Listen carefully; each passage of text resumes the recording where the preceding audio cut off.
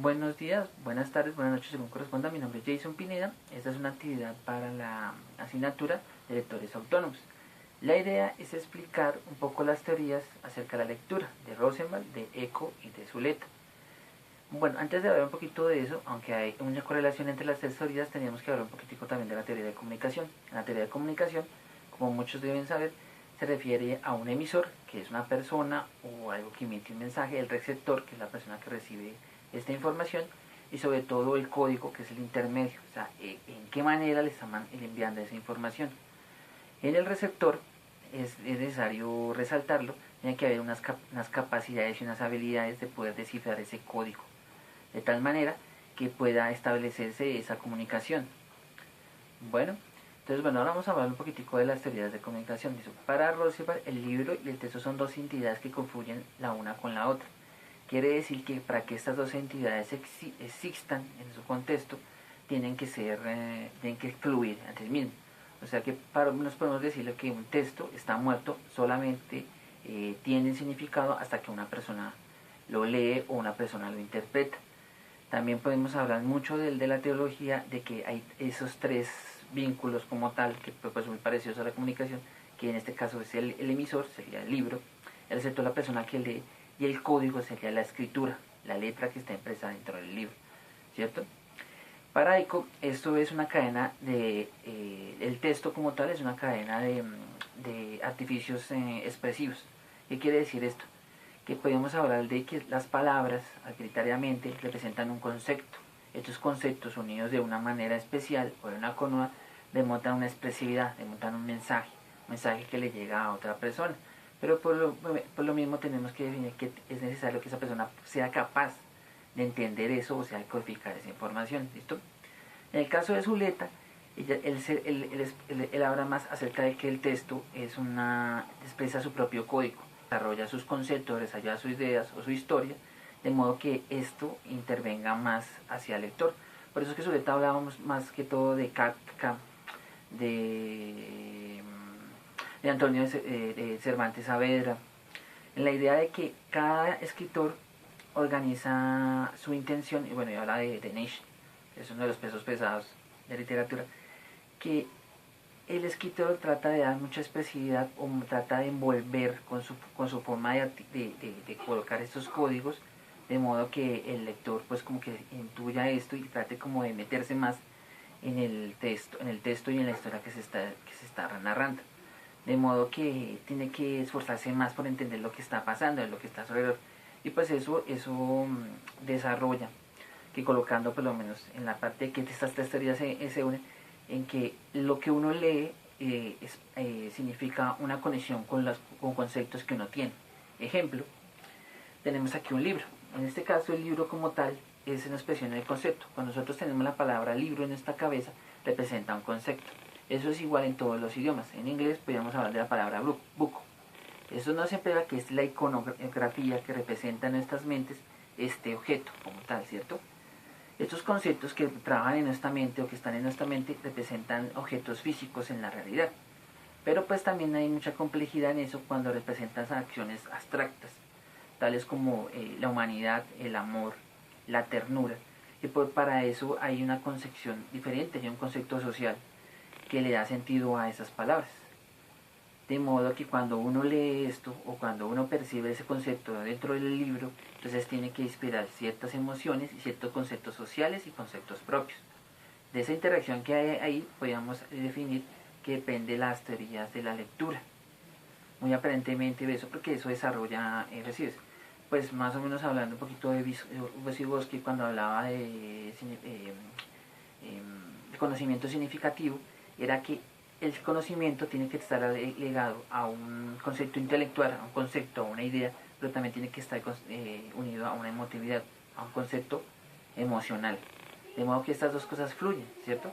Entonces, por lo menos cuando uno lee un libro, por eso esta conexión, porque tiene que uno conectar las palabras que el escritor está y también le da el concepto emocional que está ahí.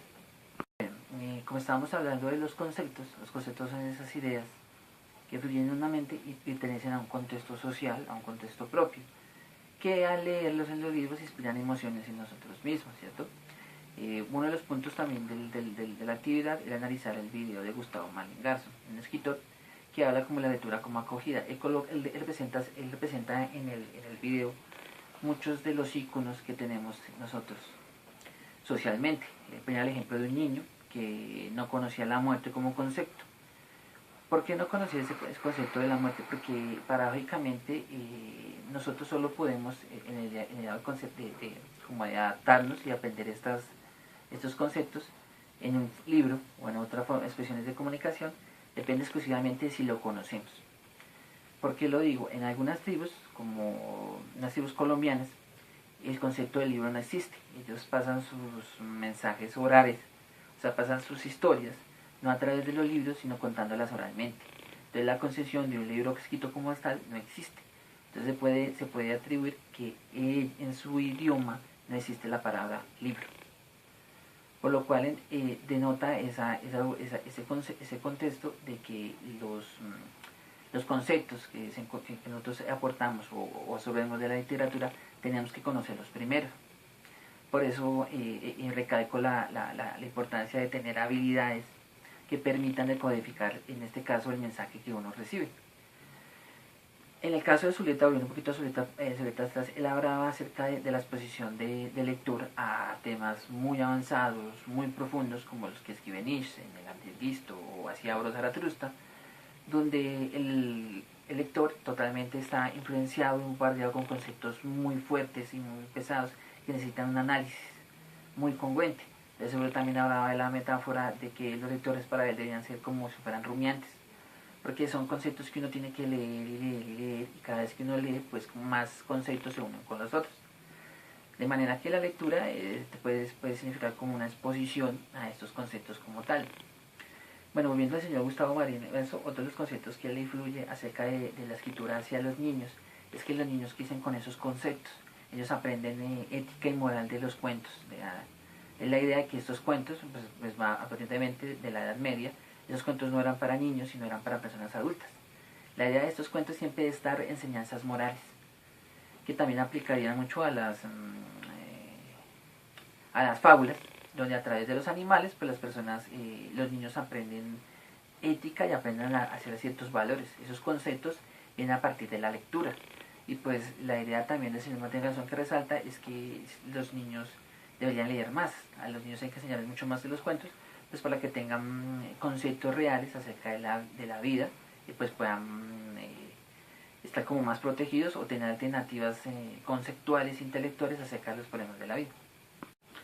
Bueno, seguimos hablando del video como tal. Entonces, otro concepto que se correlaciona ahí es la literatura como un refugio. La idea de ese refugio, la literatura es un concepto como de refugio donde la persona se puede como separar de un mundo a través de la lectura. Pero eso está muy influenciado acerca de los conceptos de liberar la mente, de lo que se puede a partir de la lectura. De modo que uno puede establecer relaciones con otros conceptos o otros ideales. Y que pues la literatura como tal, independientemente de las teorías de las que estamos hablando, está relacionada con esa interpretación de conceptos, de que es necesario tener unos conceptos, al leerlos, unos conceptos se relacionan con otros y pudiera fluir un tercer concepto, de manera que esos conceptos se podían parecer más o menos a bueno, eso era un concepto muy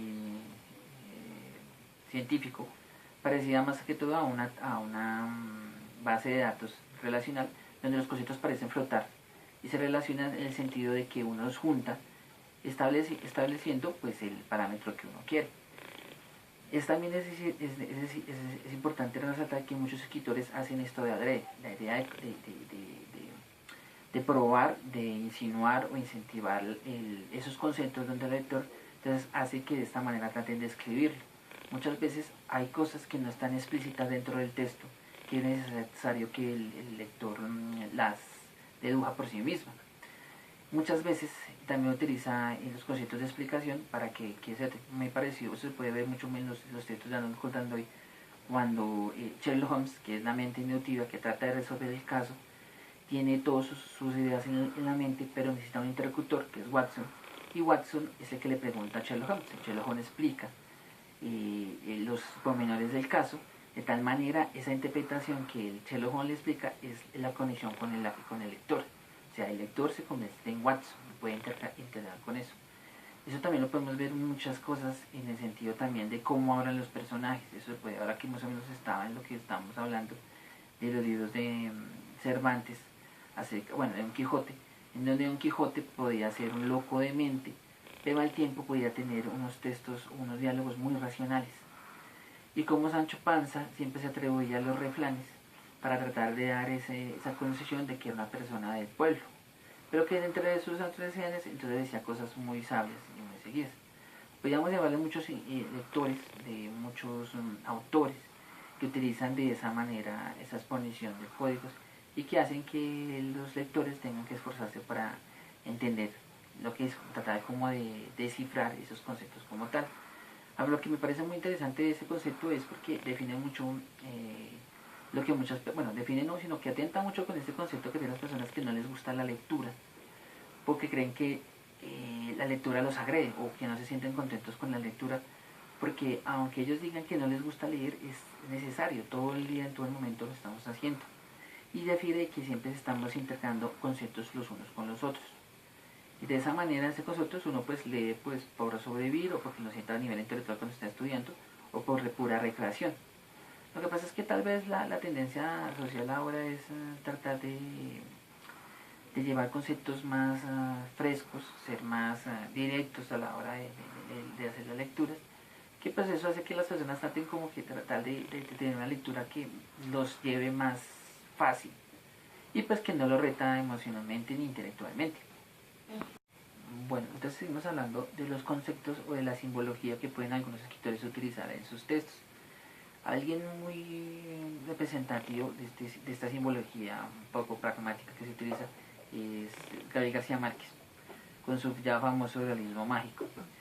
Que la idea de esos conceptos es contar cosas que son, o sea, que han pasado, que son parte de la historia colombiana, pero de una manera muy florida, que termina siendo real, como esa parte de Cien años de soledad, donde dice que esto ocurría hace tanto tiempo que las cosas ni siquiera tenían el nombre propio y había que señalarlas con el dedo. Ahí en esa precisa expresión hay que hacer una interpretación. El lector obviamente tiene que como tomar en cuenta que había pasado tanto tiempo que las cosas realmente no tenían nombre. En este caso no habían existido los libros ni los diccionarios y pues que no había nombres como tales de las cosas. Porque hay que aclarar que pues muchos expertos lingüísticos atribuyen de que la concepción, o sea, el nombre que se le da a los conceptos, a las cosas, siempre ha sido de una manera arbitraria. No hay una base ni una razón de por qué una silla se llama silla o por qué un carro se llama un carro. Eso parte mucho más o menos de la idiosincrasia, de la cultura que representan esas cosas, ¿cierto? Entonces, pues, Gabriel García Márquez es un experto en tomar algo cotidiano, envolverlo en conceptos diferentes y contar una historia mucho más intensa, que es lo que se puede hablar utilizando esa especie de simbiología que es representada en los textos. Lo que quiere decir mucho menos a estos conceptos es que la literatura está muy relacionada con la simbiología, con los conceptos, de manera que es necesario que esos conceptos queden un impacto en el lector, de manera que el lector tenga la necesidad o la pasión de tratar de unir las piezas y llegar al mensaje que el escritor da. Aunque voy a decirlo que el escritor muchas veces no tiene el control total de esto, porque pues no todo el mundo puede que entienda el mismo concepto de la misma manera, porque esta interpretación siempre va a depender de las capacidades intelectuales. Y de la capacidad intelectual no estamos hablando de que sepa o no sepa leer, estamos hablando de los conceptos que maneje, de la interpretación que pueda dar y sobre todo de su sagacidad a tratar de saltar esos rincones que la lectura tiene como tal. Porque pues lo mismo no es lo mismo leer a Nietzsche que leer a Esopo en sus fábulas o leer el Principito a leer el Anticristo. Hay una economía base, hay un reto intelectual que influye en que uno tenga que leer varias veces el mismo texto, mucho y tal vez entienda muy poco. Porque pues la idea es retar al lector de que se esfuerce por entender lo que está leyendo en el momento. Bueno, eso es todo, muchas gracias, espero poder tratado de resolver los puntos del ejercicio y muchas gracias.